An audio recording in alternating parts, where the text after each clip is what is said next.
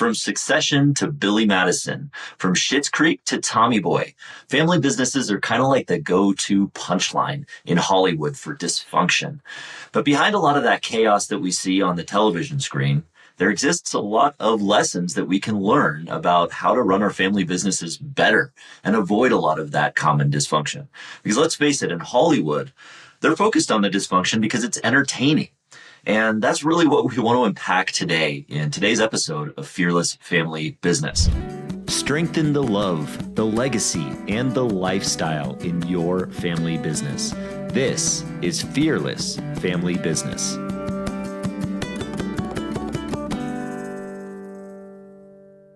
We're going to have a lot of fun today. We're going to talk about a lot of the television shows that are in our major media and how they relate to family business dysfunction and what we can learn from them. And then also assign what a boring family business looks like what a family business that wouldn't be put on a television show would look like. Because I'll be honest with you, that's probably what we want. The drama-free family business that wouldn't be on a Hollywood show. And this all came up because, over the many decades that I've been alive, I've seen a lot of business. I've seen a lot of television shows and movies that were related to dysfunctional families and the businesses that they ran and how somehow they became successful despite all of this dysfunction that they experienced. Most recently, I've been watching a show on Amazon Prime called The Righteous Gemstones. And I hadn't heard of it actually before. I just saw it kind of pop up on there. And then I read the synopsis and I thought it would be an interesting and funny show. And it is. It's really entertaining. If you haven't seen it, if you're into that sort of thing, it's a really entertaining show. It's about a pastor of a mega church named Eli Gemstone, who has this mega church and this great following, and his family is incredibly wealthy off of the money that they've made off of this church. And so obviously that's one of the first indications is that you're involving a ton that money is basically first and foremost in the lives of this family. And it's a key driver for all of the decisions that they make. But in addition, Eli has 3 kids, 3 children, and they're all operating in the business. And they all have their own level of insecurities and dysfunction that exists within them and their own families as well.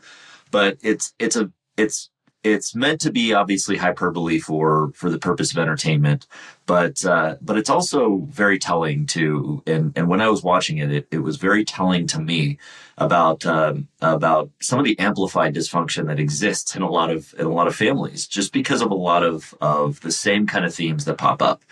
And traditionally in a lot of these television shows and movies that we're going to talk about today, there are a lot of the same common themes that pop up.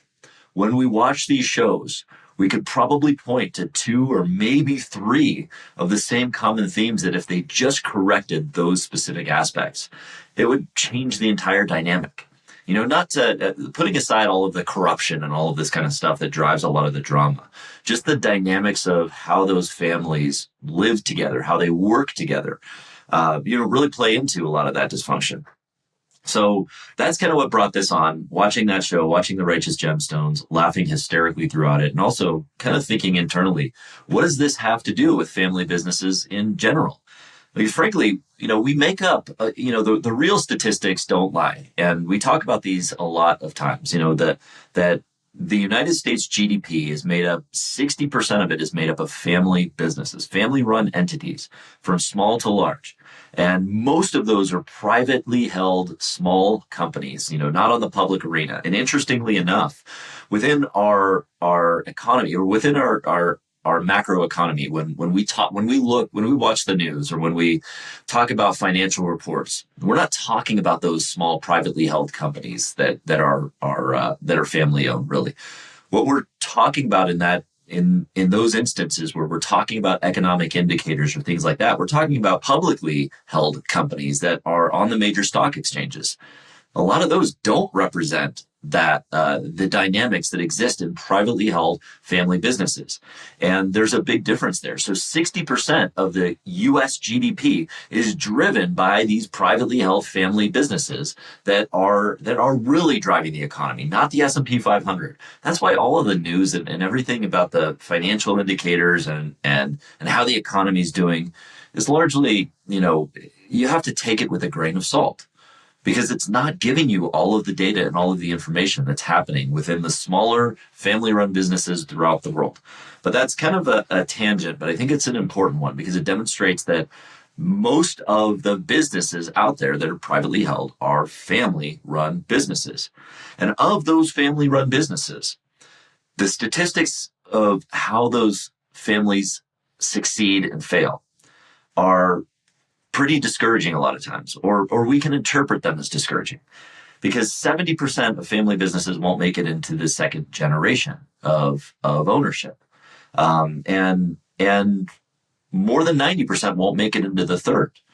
And we can look at those statistics in a variety of ways, because we can look at them as bad because it says that, well, the businesses aren't sustainable beyond the second generation a lot of times, that the majority of businesses won't succeed into that generation, and many fail. And it leads into this, this thing that exists across cultures and across generations that's called the 3 generations curse, which says that the vast majority of businesses don't survive into the third generation, that shirt sleeves to shirt sleeves in 3 generations. What was begun, what was started in 1 generation is going to end by the third. And we talked about this in recent episodes, of course, but it's worth repeating because it's important to note that a lot of the reason that those businesses don't succeed into the future generation is because of the very things that we're going to talk about today that cause the dysfunction on the television shows in mass media, with what entertains us on a Thursday or Friday night if you're 46 years old and you don't go out at night. But I digress. Those statistics are telling. Another thing that those statistics can tell us too, though, is that another way that they've been interpreted is that, interestingly enough, those statistics are actually better than the success rate of a lot of businesses that are non-family owned. So we can see those results, or we can see those statistics in 2 different ways. That A, they can be interpreted as good because the success rate of families in business is actually greater than many other businesses that are non-family owned. But we can also interpret them as, well, they're not really good enough because still the majority of family businesses are not surviving and being sustainable. And the stakes are a lot higher for families in business because, well, their livelihoods depend on it. You're tying all of your livelihood to this entity, to this business, and not only your livelihood, but the livelihood of your family. Additionally, most first-generation businesses, entrepreneurial businesses, by their very nature, become family businesses because there's a person within the family that's starting that business. And unless that sole proprietor or that entity is started by someone who doesn't have a family yet, well, then a lot of times the family is going to be involved in that business and has a large stakeholding in the success of that business. So lots of family business out there, and the stakes are really high for families in business to make sure that they succeed. So I want to walk through some of the dramas or some of the television shows and movies that we see in mass media, and kind of some of the dysfunction that we see commonly come up. Because these are kind of important points to lay out, so that we can then actually talk about what's going wrong in these movies and why it happens, and then talk about what a successful family business looks like in terms of how they correct against these things. And again, creating a drama-free family business rather than one that exists in Hollywood. So one of my favorite television shows ever is a show that's called Arrested Development. And if you've never heard of it, it's a great show about an Orange County family business that was started by a man named George Bluth. And his kids are either directly or indirectly involved in the business. And, they started out this business with a banana stand. There was on Balboa Island. And And it eventually evolved into a large real estate empire that was immersed in a lot of corruption. And I'm not sure if it was money laundering or what it was, but they had some money in the banana stand, all this kind of stuff. And George Bluth ended up getting arrested, hence the term Arrested Development. And then his son, Michael Bluth became kind of the person that was bringing everything together. And this show was funny because it interestingly hit close to home, because the company that I was running for a long time was based in Orange County. My great grandfather started the business. He lived on Balboa Island, and it involved a lot of the same kind of family dynamics, obviously on a very subdued level than was shown on Arrested Development. But I thought it was funny because it did kind of hit close to home in a lot of ways, minus the corruption. Obviously, we were a legitimate business. We didn't do anything harmful or illegal or anything like that. But it was still funny, and it still kind of hit close to home. And I think that some of the common themes that came up in that show were the incompetence of the next gen, which has meant that they were not very prepared or not willing to really engage with the business in the right kind of way. They just felt a bit entitled in the traditional way that we would think of entitlement. They're also very selfish. And interestingly, another point that came up that's not often looked at in family business is the idea of denial. The family was in a lot of denial over the reality of their situation, that they were on the brink of bankruptcy, that they were under investigation, that the company and the riches that they thought that they had no longer existed. And a lot of times, I mean, that was a very extreme example, but within family businesses, there can be a lot of denial, especially in multi-generational family businesses that have existed for generations, because they're trying to preserve something that once was, but maybe that's not working anymore. And the sacred cows that they've developed and they're trying to maintain just aren't serving them anymore to the degree that they need to. And what's happening in that instance is they're going to need to make a change, but they're neglecting that change and denying it and trying to operate in the same way that they always have. And that leads to a lot of very difficult challenges and often leads to those companies going out of business because they become irrelevant. So those are some things to look out for. Arrested Development really portrayed that in a satirical way, but very powerfully with regard to the denial that the family was experiencing throughout their crisis. And then we have another show, a television show, which is less of a comedy, more of a drama, but you can look at it and actually, if you're in a family business, look at the hilarity of it, to be honest, because it was another somewhat satirical but more serious television show called Succession. And this was about a much larger media company that had a family dynamic where the founder was still involved. He was the patriarch of the company, and he also had a few kids that were in the business and on the periphery of the business.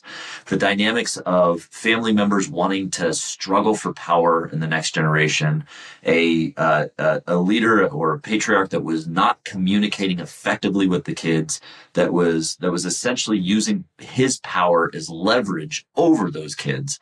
And it was causing a very unhealthy and dysfunctional dynamic. And it also led to a lot of trust issues in that family, so that there was a lack of trust between the siblings and between the generations.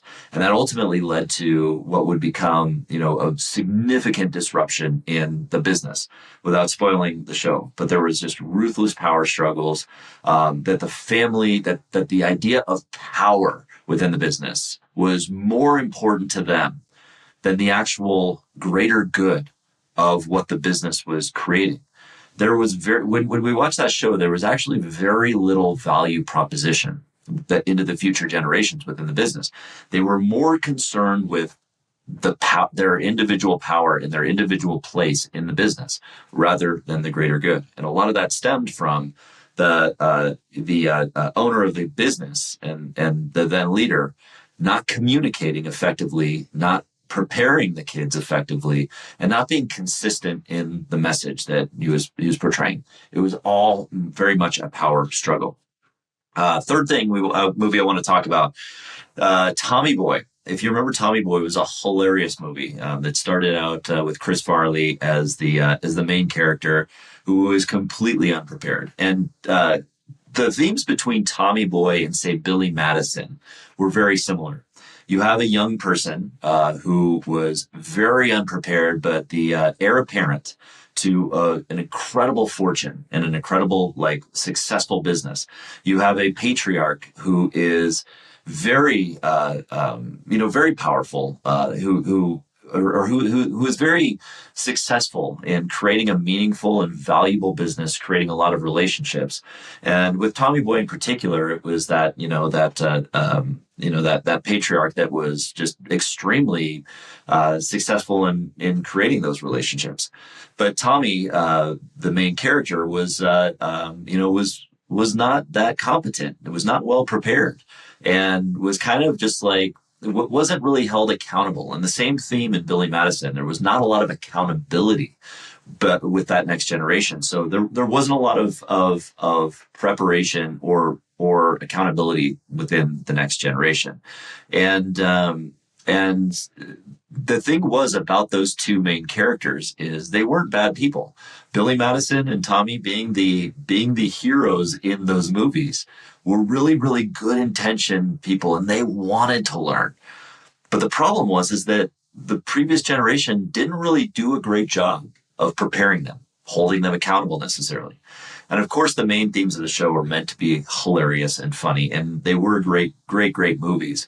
But ultimately, it was a story of redemption where they did take accountability for themselves individually, and they took ownership of their preparedness. They started doing the work, and that's ultimately what led to them coming around and being successful.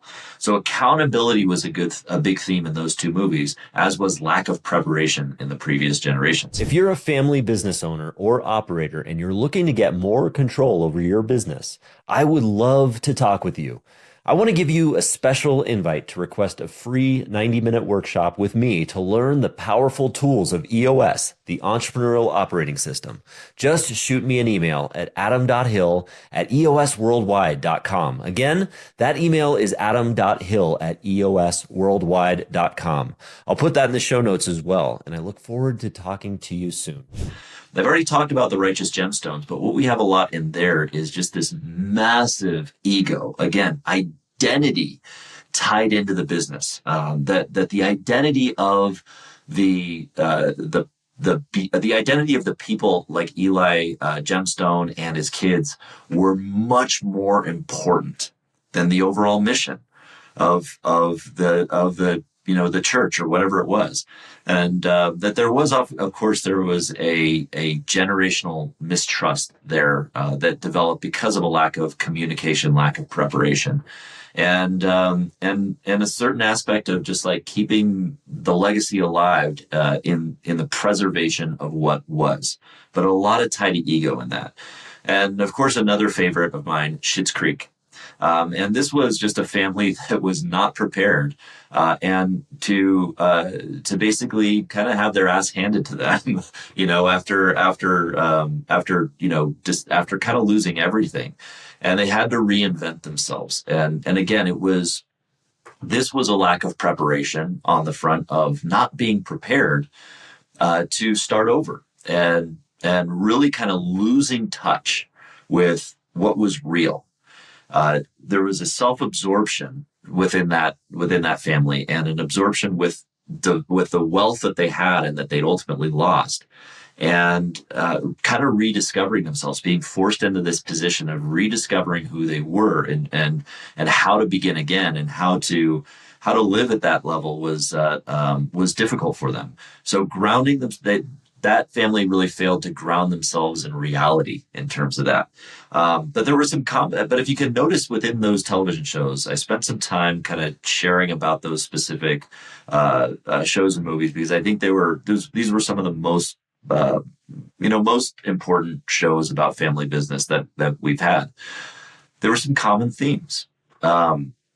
There were things like unpreparedness was a big one, with the fact that the previous generation did not do a great job at preparing the next generation, was not consistent with communication, that people were generally unprepared, and that conflict was poorly managed because oftentimes the conflict was rooted in artificial harmony or mean-spirited conflict, those two sides of the conflict continuum.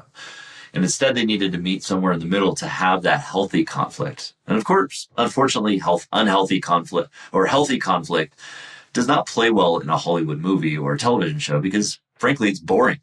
But it's also very highly effective. And I think those were really some of the primary themes of those shows, or lack of communication and lack of accountability and lack of preparedness. So those three things in particular, if amidst a host of other things like betrayal and lack of trust and all of these things, but I think rooted in those first three things: accountability, communication, and preparedness. If all of these shows and movies had corrected those three things and focused intently and intentionally on strengthening those three things, they would have created drama-free businesses that would have had a better chance of surviving. And at the very least, even if the business didn't survive, the next generation would be poised to thrive. If they just focused on accountability, communication, and preparedness, those three things would have made the difference, the biggest difference there. So if we were to look at a drama-free family business that didn't have those, a lack of those qualities, what would that look like? And how can you go about, preventing, even on a small scale, some of those things like unhealthy conflict from arising, or making sure that you're communicating in an effective way, and making sure that you're holding each other accountable.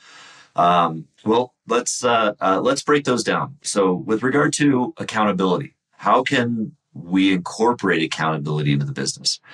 I think the key thing here is when we look at the studies that have been done, even by Harvard Business School back in the 1970s, presenting a 3 circles model for family business. We have 3 circles that represent ownership, one that represents family, one that represents the business. The more that we can keep those circles separate, and that we can run the business like a business with accountability for the people, the employees in the business, independent of family or independent of ownership, the more successful that business can become. And the same is true as you treat the family like the family when you're operating as a family. Treat the ownership like the ownership when you're in ownership, and treat the business like a business when you're in the business. And that's how accountability can start developing.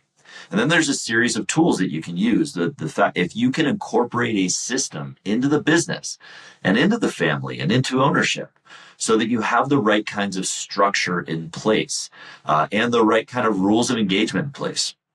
Within the family, what that looks like is a family charter or a family constitution that lays out the rules of engagement of being a part of that family entity that is on the periphery of the business, and how to engage in that. It also includes things like how family can be employed in the business, what the right to ownership can be, so that that's absolutely 100% clear. And that also crosses over into the communication side of what can happen, so that you're communicating things effectively. Next generation knows what to expect, and you're absolutely clear on what those roles are. In the ownership side, making sure that you have a board of directors or some kind of board of advisors or some kind of rules for what ownership looks like in the business, and how the owners interact in and around on the periphery of the business. And then in the business, having a system and structure to make sure that when you're operating as an employee of the business, whether you're the CEO or an employee or any other employee of that business, that you are accountable as an employee. You're not family. You're not ownership. You are an employee of that business. And one of the great ways to do that is an EOS tool that we call the accountability chart. And the accountability chart focuses on it's similar to what an organizational chart looks like. So it has the organizational structure of who's, where those are. But what's different here is that it focuses more on the functions in the business, and the roles that accompany those functions, so that we know what roles, what functions are accountable to what areas in that business. So if you picture that accountability chart, you're actually focused on structure first. What key functions do you need? Like a visionary and an integrator. You need an operations person right below that integrator. You need finance. You need sales and marketing. You need some other whatever other leadership functions that you need there. And then under that, you're going to need some functions that report to them, depending on the size and scope of your business. And you lay that out and you put down the 5 to 7 roles that you have for each of those functions. And what that does is that creates a framework, a structure for what your business looks like. And you notice there that I didn't put names in those seats, in those functions, because it's important in that accountability chart. When it comes to accountability, you focus on structure first.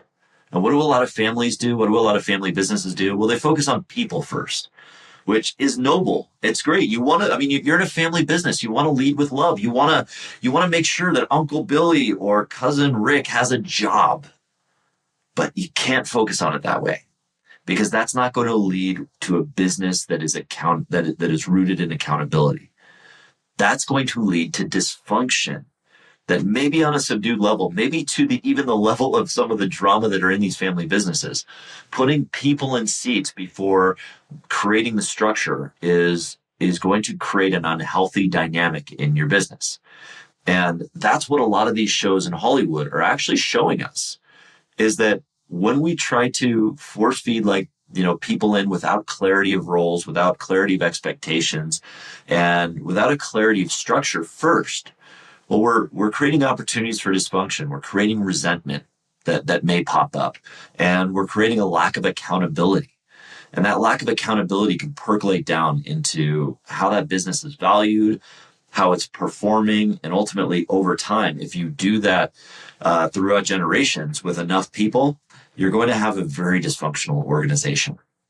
So focus on structure first, putting the roles in place, putting those expectations in place before putting people in those seats, and only put people in those seats and including and especially family, if they are qualified, if they get it, if they want it, if they have the capacity to do it in those roles.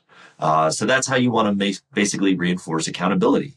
And beyond that, things like quarterly conversations, making sure that you're checking in on that, making sure that that every individual, including family, is living up to the core values of your organization, and that they're succeeding on their roles within the organization. That's the way that you can breed accountability. Second thing, communication in the organization. Well, communication is just is basically just about the integrity of that communication. It's about not being afraid to have the difficult conversations. It is really easy to have conversations that where you're talking about a positive. Like if you're to go up to your kids or your family members and you want to say something like, hey, you're doing a great job. I'm really loving what you're doing. Of course you want to say that. And of course it's going to be well received. But the real challenge comes when you have to share constructive feedback of maybe this isn't working, or even worse, if they're not the right fit for the role and it's just not the right fit. Again, separating out the business from the family is important here, and making sure that culture is crystal clear. That communication starts with how you structure your family constitution or your family charter, that lays out the rules of engagement, that tells people early and often when they're young kids, before they even get in the business, this is how you will operate as an employee of the business. And I can't guarantee that you will continue to have a job here if you're not performing. And I will gladly love you as a mother or a father or a sibling, but as a business partner, We have to hold each other accountable. And communication on that front is important, that you over communicate. There's a saying that oftentimes you have to say something 7 times before people can hear it. And you're going to get tired of hearing the thing uh, long before they're going to even internalize it. So make sure that you're repeating yourself often with those things. And one of the things that helps in this is a tool within EOS that's called the Vision Traction Organizer. Something that really conveys the core values, the core purpose. It gets everybody aligned on the strategy and where you're going, what the vision looks like, and the actions you're taking to get there. And within that 2-page document, you can start to hold people accountable and communicate the vision for the organization. And then on an individual level, those quarterly conversations that you can have with your employees and with your family member employees can really clarify where they're at. It offers them an opportunity to give feedback. It is 2-way communication. So as a leader in the organization, you have to be willing to welcome the curiosity that's going to come from the next generation, whether it be, what can I expect by working here? What can I expect my future to look like? It's not nepotism, it's not entitlement for someone within the family to come up and ask, hey, what can I expect? Can I get some clarity on what my career path might look like here? And that is not a bad question to ask. In fact, I would say that entitlement does not come from those kinds of questions. Entitlement comes from scarcity mindset, comes from a fear, comes from lack of communication, comes from false expectations that are derived from miscommunication somewhere.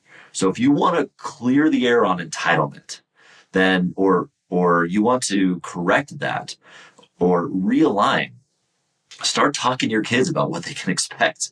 Start talking to the next generation. The other side of that communication thing is the way that you engage in conflict. And this is a dark forest analogy that I like to go into because everything that we want in our business and our lives sits within the uncertainty of a dark forest that we need to enter. That includes how we engage in conflict. The way that we engage in conflict in a healthy way is basically the path to get to the beautiful garden that exists within that dark forest. But we just have to go through the dark forest. And that means being willing to go there, to be open and honest without taking things personally, without, I say that a great rule for life is to not offend and not be offended. But that also means that you need to be clear and open and kind. And the way that you could do that is through something that is called a conflict continuum, developed by Patrick Lencioni. He talks about it in many of his books, but the conflict continuum is basically a straight line that on one side is what we have is called artificial harmony. And this is where people don't say the thing. They don't engage in conflict. They try to stay at this surface level of harmony without going deep. But what really happens is that this dysfunction festers underneath the surface, and it creates this powder keg that all it needs is a spark to ignite. That's when we're trying to keep that artificial harmony in place by not going there, not addressing the conflict at all.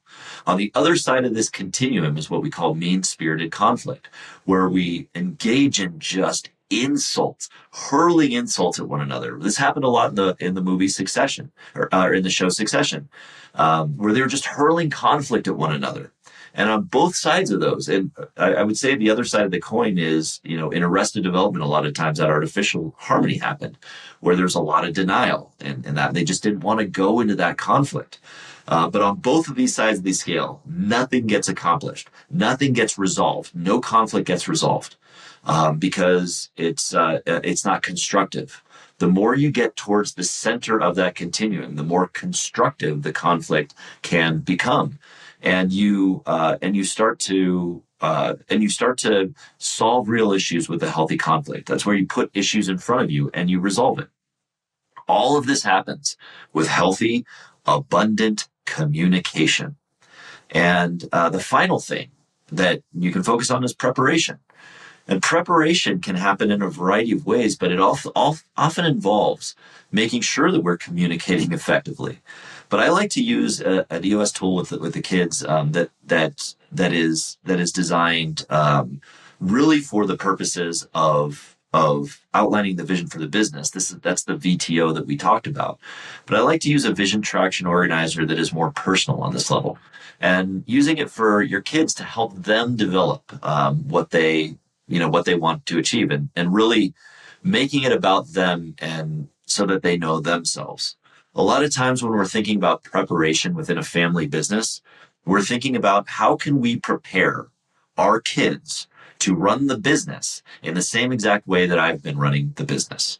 And I don't think that's an effective strategy, because we're not preparing our kids to think critically about how to run it in the future. If I'm being honest, when I was being conditioned or prepared, quote unquote, to run our family business, I was being led through, to understand how the business was led historically, to preserve a legacy, to preserve what was. And when I got into the role of CEO, I immediately discovered a lot of the dysfunction that existed within the organization, and felt a real sense of conflict and a heavy burden on myself, because the business was struggling. We were lacking in profitability. We were becoming insolvent. We were on the brink of bankruptcy, and I didn't know how to. I based on the tools I had of how we needed to preserve what was, I wasn't prepared to navigate that conflict by thinking critically. And so it took a lot of lessons learned. It took a lot it took a couple of years of being immersed in that. But ultimately what I found was that what worked to help me become prepared was not just living in the bubble of the family business and learning from those that came before me, which of course was important, learning those cultural, learning the history, all that kind of stuff. But it was actually being able to choose my own destiny, and also to engage with communities outside of the company that I was running, with masterminds, with people that were running other businesses, with people that were going through similar challenges, with people who had gone through those challenges, so that there was a community of mentorship and meaningful cohort that I could tap into. We could support one another to grow through that. And it was there that I discovered specific tools that could help out, like EOS, which we adopted, which we incorporated into our business, so that we could create a system where we could work through issues. And that's, I think, where preparedness happens, is being able to allow the next generation to develop their own individual legacy, where they can find their freedom, their capability, and ultimately their purpose. And, Joseph Campbell talks a lot about the hero's journey. I think I talked about this in a past episode, but there's this sense that in that hero's journey, you leave home and you struggle, you wrestle with something, you meet a community or you meet a mentor, and you immerse yourself in that community, and they support you and help you to find they help you to succeed through those challenges. And then you come out the other side, stronger, because you've gone through this crucible. You've found your freedom and you found your capability. And now you can take that value that you're creating and you can apply it either when you go back to home, your family business, or you can apply it in the world. But that choice ultimately becomes theirs. And so we shouldn't be preparing necessarily the next generation to preserve what was, to preserve what was created. We should be teaching them the lessons of the past, but we should also be preparing them to create new value in the future. That requires them to find freedom, capability, and purpose, their own individual legacy. They can do that. You can do that with them at a young age by looking at something called a personal vision traction organizer, where you help them to discover their own core values, their own purpose, discover what makes them unique, identify the adventures that they want to go on, or the things they want to experience in their lives, and then start to develop their what their 5-year target is, what their 3-year picture looks like, what their 1-year goals and their quarterly rocks are. And if you look at these things weekly or quarterly with your kids, and you just start to navigate with them, leading with curiosity, not by trying to force it on them or force your will on them, but to allow them to discover it themselves, they may find their way into your family business with purpose and with ideas to create value, and with enough capability, freedom, and purpose to be able to apply that value to the business. But it's important for them to discover it on their own. It's also important that you not subdue that value creation for the sake of maintaining power in your business. You have to allow the next generation to experiment, to take risks, and to do so in that way that they can start to add value to the business. Allow them to do that, because that's where they find their meaning. That's where they find their purpose. And it may be that you need to help them to find that outside of the family business first, so that they can become better prepared. And so I know that there was a lot in this episode, and I think but I think it's an important conversation, and it started kind of tongue in cheek with what family business shows and movies can teach us about dysfunction. And a lot of them, again, are hilarious and entertaining and enjoyable and filled with drama. But as I've watched these shows over many decades, I've become very thoughtful about them and what they're teaching us. And even as hilarious as they are, and as entertaining as they are, it leads me to believe that what we really want for ourselves is, we want to lead with love, legacy, and lifestyle, and we want to develop that for ourselves. And the way that we can do that is we can start to incorporate the systems and the structure and the strategies to help us to become drama-free businesses, drama-free families. And a lot of that just involves helping ourselves and helping our next generation to communicate better, to become better prepared, and to become accountable. If we do those 3 things better, then I think that we can, get 90% of the way there of becoming as drama-free as we can, and building thriving businesses that succeed for generations. So I hope you found this valuable. And if you're leading a family business and you're trying to avoid becoming the next episode of the next Hollywood show that's out there, you're in the right place. So let's keep the conversation going. And please like this episode. Please share it with a friend if you found it valuable. But go and live a legacy that is drama-free, that won't end up on the Hollywood screens. And let's save the family business drama for the shows that entertain us on a Friday night, not in our businesses. Thanks for joining us today. Hope to see you next time.